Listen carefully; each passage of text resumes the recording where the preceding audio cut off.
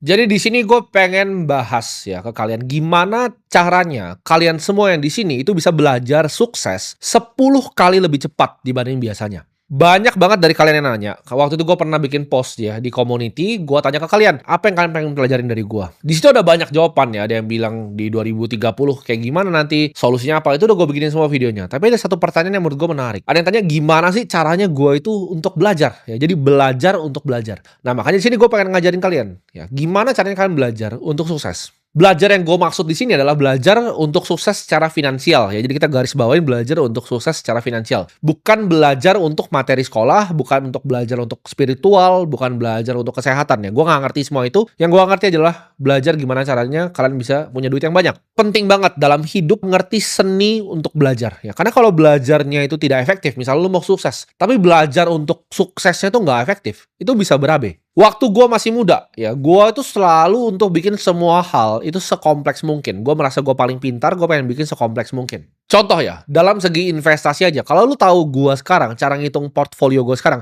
itu jauh lebih sederhana dibanding cara gue dulu, zaman dulu awal-awal mulai ngitung. Gue itu kalau cuman zaman dulu ya, zaman gue masih di saham, gue beli yang namanya index fund, itu gue macam-macam. Gue pakai five factor model ya, gue pakai Fama and Friends five factor model, gue factor tilt indeksnya.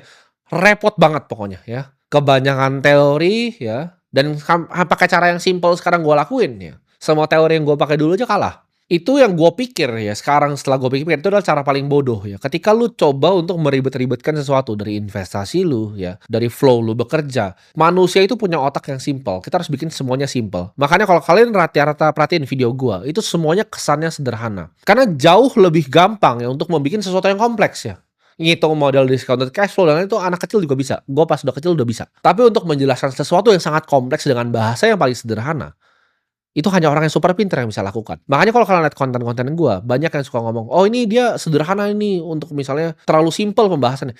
Justru itu ya konsepnya untuk kalian bisa belajar itu harus sesuatu yang sangat simpel. Orang yang bisa digest ya sesuatu yang sangat kompleks dijelaskan ke kalian secara sangat yang simpel itu yang paling sulit. Dan kalian harus bisa bikin itu sendiri di diri kalian sendiri. Makin kompleks ya lu bikin sesuatu, makin kemungkinan kecil lu bisa eksekusinya dengan sempurna. Kalau lu mau belajar sesuatu, ini gue kasih tahu lo ya kuncinya. Kompleksitas itu adalah musuh dari eksekusi. Coba semua hal di dunia itu lu frame sebagai 1, 2, 3, simple aja. Hari ini gue harus ngapain? Apa yang gue mau kerjakan dan targetnya apa?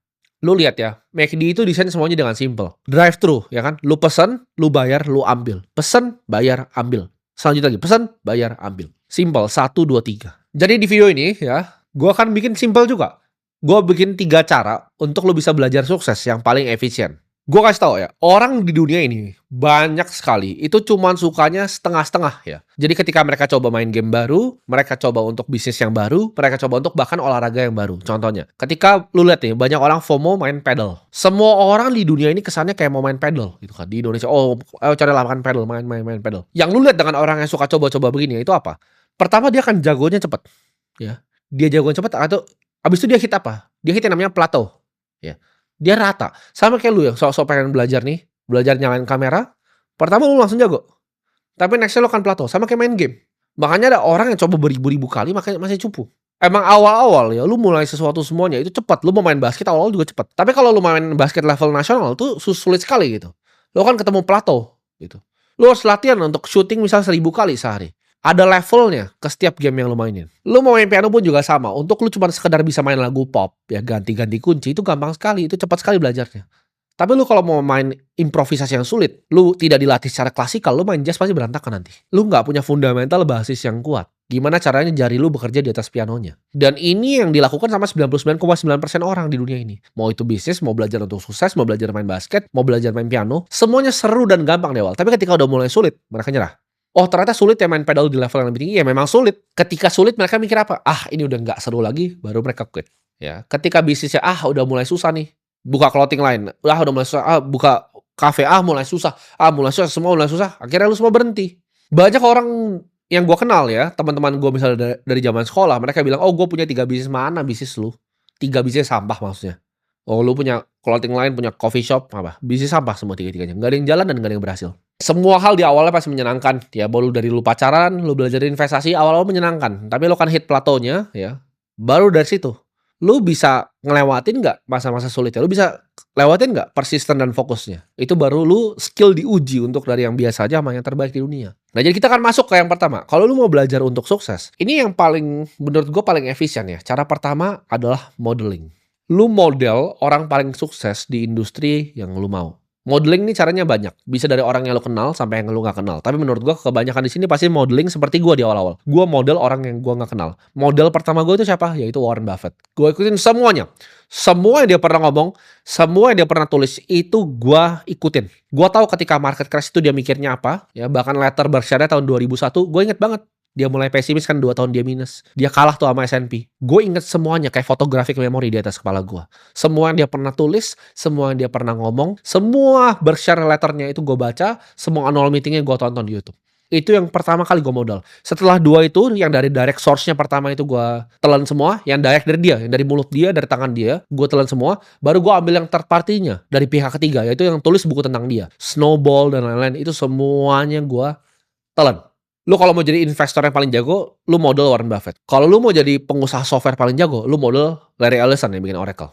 Lu jangan cuman cari role model yang standar. Nah, ini yang gue bilang. Kenapa gue ngerasa 2 juta yang nonton di sini itu kebanyakan belepotan ngeliat modeling ini. Gue kasih contoh ya. Kalian kan semua nonton video gue ini. Kenapa? Karena mungkin gue orang yang bikin triliunan ya dari market.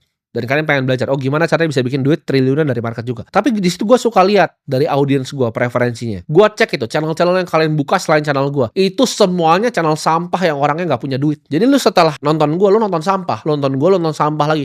Lu nonton gue, lu nonton sampah lagi. Akhirnya lu dapet apa? Isinya sampah 90% ini. Other channel 1-9 yang audiens gue nonton itu semuanya sampah. Gue nggak usah sebut channelnya apa. Jadi lu jangan cari role model yang standar. Bahkan lu mau belajar investasi, jangan belajar dari orang yang cuma punya 100M. Banyak tuh ada ya gue lihat ya, orang cuma punya 100M. Baru beli Ferrari gitu, 100M. Lu modal orang yang 100M, ya, duit lu paling cuma jadi berapa? Paling jadi 100 juta. Gue itu modal orang yang ribuan triliun. Lu harus cari yang terbaik, yang superstar di bidangnya. Jangan yang biasa-biasa aja. Harus superstar. Kenapa? Kalau nggak superstar, nggak yang terbaik, the best of the best. Lu modal orang yang biasa aja. Yang cuma punya duit 100M nih misalnya. Udah tua, udah 30 punya 100M. Itu apa hasilnya? Model lu aja cuma segitu. Kalau lu biasa lu cari yang good ya, bukan yang the best of the best, cuman good doang. Lu jadinya di bawah jadinya. Tapi kalau cari the best of the best, kayak gue nih, gue cari the best of the best. Emang belum nyampe gue, tapi on the way progressnya gue udah 1T nih, karena gue modelnya the best of the best. Ketika gue liat kripto yang gue model siapa? CZ, the best of the best. Semuanya gue temuin orangnya di Bali, gue ajak ngobrol, gue belajar dari beliau. Bahkan sekarang gue bikin exchange gue sendiri, ikutin langkah-langkahnya. Itu gue model the best of the best. Gue gak cuma cari tengah. Gue gak cari cuma orang yang punya 1 triliun. Enggak, gue cari yang punya ribuan triliun. Karena gue pengennya kesana. Gue gak pengen cuma 1 triliun. Nah lu lihat yang lu mau model sebagai investor siapa? Orang yang udah kakek-kakek tua, cuma punya 2 triliun di umur 60 tahun. Atau anak umur 24 tahun yang duitnya udah mau ngejar. Kan di situ lu bisa lihat trajektori hidupnya kan. Jadi jangan lu konsumsi sesuatu dari yang the best of the best, terus lu campurin sama opini sampah. Itu lu bakal belepotan nanti. Lu kalau mau belajar untuk sukses, lu harus bisa model. Kenapa? Karena orang yang udah sukses, mereka udah tahu jalannya. Mereka udah lebih tahu jalannya dibanding lu. Sama kayak lu naik gunung, lu butuh guide yang udah pernah naik gunungnya ribuan kali. Lu kalau mau naik Mount Everest, lu gak mungkin cari Sherpa ya yang baru sekali naik. Lu pasti cari yang udah ratusan kali naik Everest dan turun selamat. Kenapa? Karena lu takut lu mati kalau lu naik kan. Sama persis dengan sukses. Hati-hati lu dengerin siapa. Ini gue akan kasih tahu ya, gue belajar modeling ini sebenarnya bukan dari bisnis ya. Gue belajar model ini dari main game. Gue dulu main game komputer, itu namanya League of Legends ya. Itu ada 5 role di sana, ya persis mirip lah seperti Mobile Legends. Tapi Mobile Legends copy paste-nya lah. Di game ini, gue belajar untuk modeling. Jadi ketika gue main satu role, gue ngeliat orang paling jago. Siapa sih yang main ini? Oh, orang Korea nih. Let's say namanya si A. Itu gue tontonin cara main si A. Nah, gimana caranya gue belajar main gamenya? Ketika dia melakukan sesuatu gerakan, gue pause videonya. Lalu gue mikir, di posisi yang sama, apa yang gue harus lakukan? Baru gue play lagi. Kalau beda, ternyata decision making gue jelek nih. Gue stop lagi kadang gitu. Jadi di kondisi-kondisi tertentu, nih lo yang main Mobile Legends bisa ikutin nih cara gue belajar. Lo misal mau jadi jago ya. Lo cari yang paling jago, lo model, lo nonton videonya di YouTube, lo pause, lo nyalain, lo pause, lo nyalain. Tapi setiap kali lo pause, lo pikir, apa yang lo akan lakukan di situasi yang sama. Jadi dari situ gue belajar modeling. Gue jadi cepet jago sekali, karena gue nyontek orang yang jago sekali. Ketika gue mau jadi orang paling kaya, gue cari siapa orang paling kaya yang ngumpulin duitnya paling cepet. Bukan cuma paling kaya doang, tapi yang paling kaya ngumpulin duit paling cepat. Jawabannya CZ. Dulu gue modelnya Warren Buffett, sekarang gue modelnya CZ. Gue liat, cara dia jadi kaya sekali itu bagaimana? Apa sih ekosistem yang dia bikin? Jawabannya bukan Ray Dalio, bukan Bill Ackman. CZ itu dari 2018 sampai sekarang ya. Cuma 7 tahun tuh bikin duit luar biasa besar. Itu yang gue model, itu yang gue lihat cara mainnya gimana. Industrinya gue model, bisnis modelnya gue model, semuanya, cara pikirnya, aset investasinya, 99% harta dia di Bitcoin. Gue ikutin. Gue kasih tau lo ya, kalau ada orang sukses ya, dan udah lama nih suksesnya, itu dia nggak mungkin hoki. Kalau suksesnya konsisten, ada hal yang dia tahu yang lu nggak tahu. Mereka itu ngelakuin sesuatu hal itu berbeda dari yang lu lakuin. Karena orang yang sudah capai apa yang lu mau, itu mereka sudah semuanya ngeliat jalannya. Ya. Jadi ketika gue udah liat, oh dia udah nyampe sana, gue cari jalannya gimana caranya ke sana dan gue tabrak terus sampai ke sana. Mau kena tembok, gue hajar terus. Yang penting gue udah liat model gue siapa, gue pengen jadi dia. Ekosistem dia punya apa, investasinya apa, cara mainnya gimana. Ingat ya, sukses always leaves clues. Ya, itu yang pertama, modeling. Yang kedua, reiterasi. Nah ini banyak banget yang salah ya, reiterasi sama repetisi. Orang bilang, oke kalau lu mau ulang terus, lu pasti akan jago. Menurut gue ya, yang bikin teori 10.000 jam itu adalah orang bodoh. Enggak ya. Jawabannya bukan 10.000 jam lu nyoba sesuatu. Tapi lu reiterasi, lu jadi lebih baik lagi. Bukan cuma repetisi, repetisi itu ngulang. Repetisi itu bukan mother of all skill. Reiterasi. Ini gue koreksi nih orang yang bikin 10.000 jam itu. Gue kasih contoh ya, di game gue sama. League of Legends tuh sama Mobile Legends, jadi kalau kalian pernah main tuh sama ya, ini Mobile Legends ini apa, game tolol yang nyontek game yang asli. Di game yang asli nih, ketika lu bermain game itu, ya ini gue ngomong semua hal, lu bisa main 10.000 jam dan lu masih tolol tuh bisa. Lu nyangkut gitu ya di level yang sama 10.000 jam itu bisa. Sama seperti basket. Banyak gak anak-anak yang main di komplek? Mungkin 10.000 jam dia main basket. Tapi cupu-cupu aja terus. Kenapa dia gak jago? Kenapa dia gak bisa main di IBL? Karena latihannya beda. Cara dia pemanasannya beda.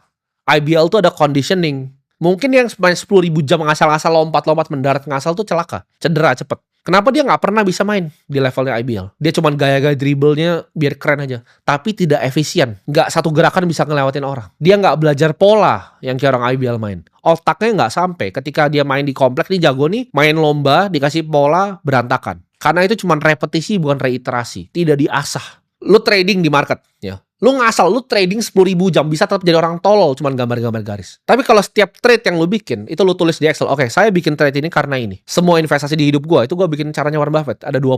Ya. Gue punya 20 punch card di hidup gue. Gue cuma pakai 20 ini, gue cuma boleh pakai. Ketika gue nembak gede, itu 20-nya gue pakai 19.